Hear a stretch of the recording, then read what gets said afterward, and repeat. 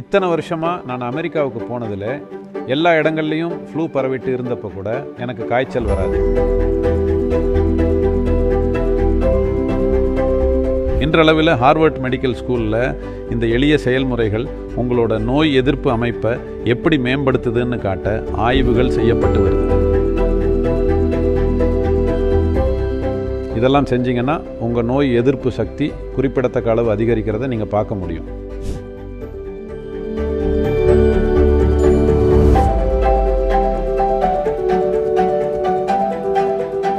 கருப்பு எள்ளு ஆன்டி ஆக்சிடென்ட்டுகள் அதிகமாக கொண்டது.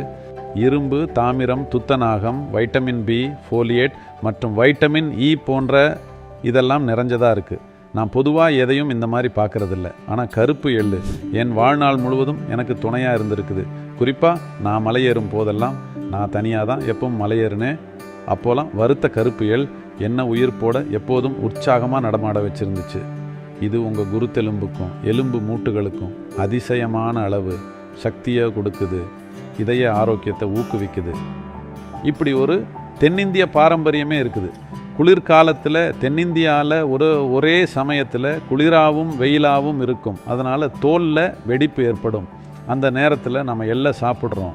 ஏன் குறிப்பாக கர்நாடகத்தில் இப்படி ஒரு தனி பாரம்பரியமே இருக்குது.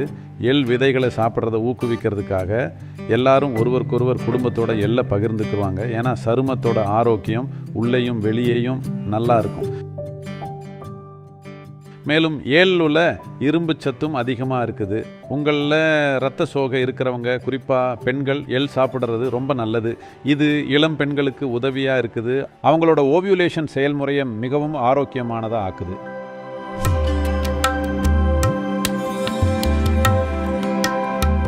பருப்பு வகையை சேர்ந்த கொள்ளு, பூமியில் இருக்கிறதுலையே புரதச்சத்து ரொம்ப அதிகமாக நிறைஞ்சி இருக்கிற பருப்பு இதுதான். இது ரொம்ப அதிக ஆற்றல் உள்ளது. அதனால தான் பந்தய குதிரைகளுக்கு இன்றைக்கும் கொள்ளுன்னு சொல்லப்படுற இந்த பருப்பை உணவாக கொடுக்குறாங்க. சந்தையில் இது துரதிருஷ்டவசமாக ஹார்ஸ் கிராம்னு அழைக்கப்படுது. இது தமிழில் கொள்ளு அப்படின்னும், மற்ற மொழிகளில் ஹுருளி அப்படின்னும், தெலுங்கில் உளவலு அப்படின்னும் அழைக்கப்படுது.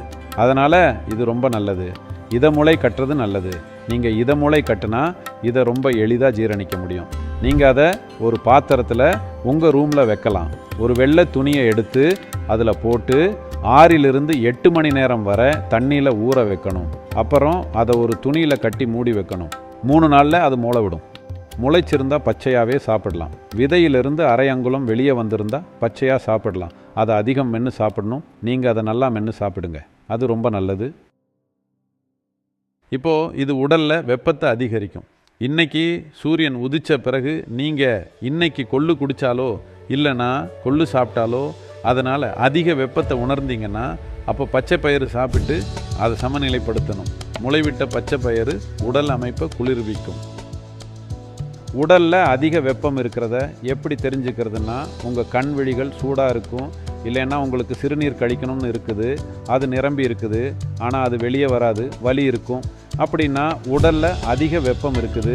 அப்படி நடந்தால் நீங்கள் கொஞ்சம் வெள்ளை பூசணி ஜூஸ் குடிங்க, இல்லைனா கொஞ்சம் பச்சை பயிறு சாப்பிடுங்க, இல்லைனா கொஞ்சம் ஆமணக்கு எண்ணெயை எடுத்து தொப்புள் அல்லது அனாகதம், விஷுத்தி, புருவமத்தி மற்றும் காதுகளுக்கு பின்னால் இருக்கிற இந்த 2 புள்ளிகளில் தடவுனா உடனடியாக 5 நிமிஷத்தில் உடலமைப்பு குளிர்ச்சி அடையும். அதுக்கப்புறம் பாத்ரூம் போனீங்கன்னா எல்லாம் தானாக நடக்கும். சும்மா விழிப்புணர்வோடு இருந்து இன்றைக்கி உடலோட தேவை என்ன அதை தான் நீங்கள் செய்யணும்.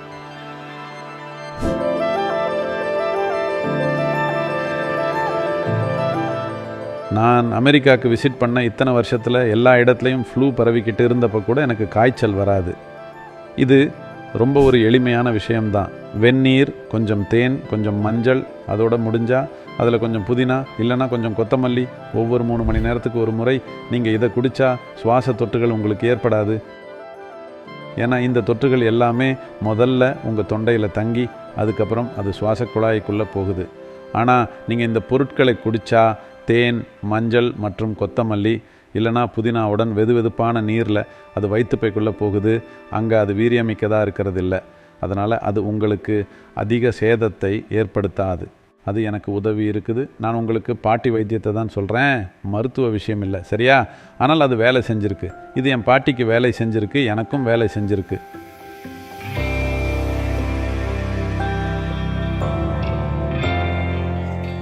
நெல்லிக்காயை தேனில் நைட் ஃபுல்லாக ஊற வச்சு கொஞ்சம் உடைச்ச மிளகு, கருப்பு மிளகு இல்லைனா பச்சை மிளகோடு சேர்த்தா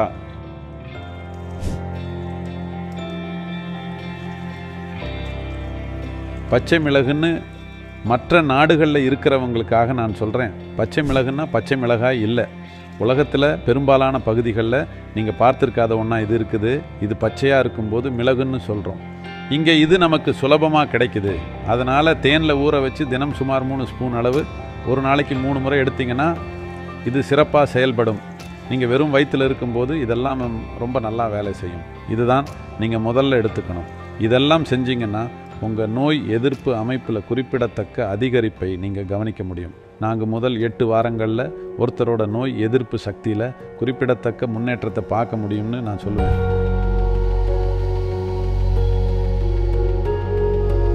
ஹார்வர்ட் மெடிக்கல் ஸ்கூலில் இன்றளவில் ஆய்வுகள் நடத்தப்பட்டிருக்கு. சிம்ம கிரியான்னு சொல்லப்படுற இந்த எளிய செயல்முறை உங்களோட நோய் எதிர்ப்பு சக்தியை எப்படி மேம்படுத்துதுன்னும், உங்கள் நுரையீரல் திறனை எப்படி அதிகரித்து உங்கள் உடல் அமைப்பில் ஆக்சிஜன் விநியோகம் நடக்கிற விதத்தை நிச்சயமாக சிறப்பாக மாற்றுது. இது ஒரு வகையான செயல்முறை. ஒன்று, இது நோய் எதிர்ப்பு சக்தியை அதிகரிக்குது. இன்னொன்று, இது ஒரு வகையிலே உங்கள் சுவாசம் சம்மந்தப்பட்டது. இன்றைக்கி நீங்கள் இதை செய்ய ஆரம்பிச்சிங்கன்னா 1 வாரத்துக்கு அப்புறம் இதை செய்கிறதுல உங்களுக்கு ஒருவித சிரமம் ஏற்பட்டால் மற்ற அறிகுறிகள் தெரியறதுக்கு முன்னாடியே உங்களுக்கு ஒருவித சுவாச கோளாறு இருக்கிறத நீங்கள் தெளிவாக உணர முடியும். நீங்கள் சாதாரணமாக மருத்துவ ரீதியாக தெரிஞ்சுக்க உதவுற மற்ற அறிகுறிகளுக்கு முன்னாடி, அதுக்கெல்லாம் முன்னாடியே சுவாச கோளாறு ஏதாவது ஏற்படுற தருணத்தில் உங்களால் இந்த பயிற்சியை செய்ய முடியாமல் போகிறத நீங்கள் பார்க்க முடியும்.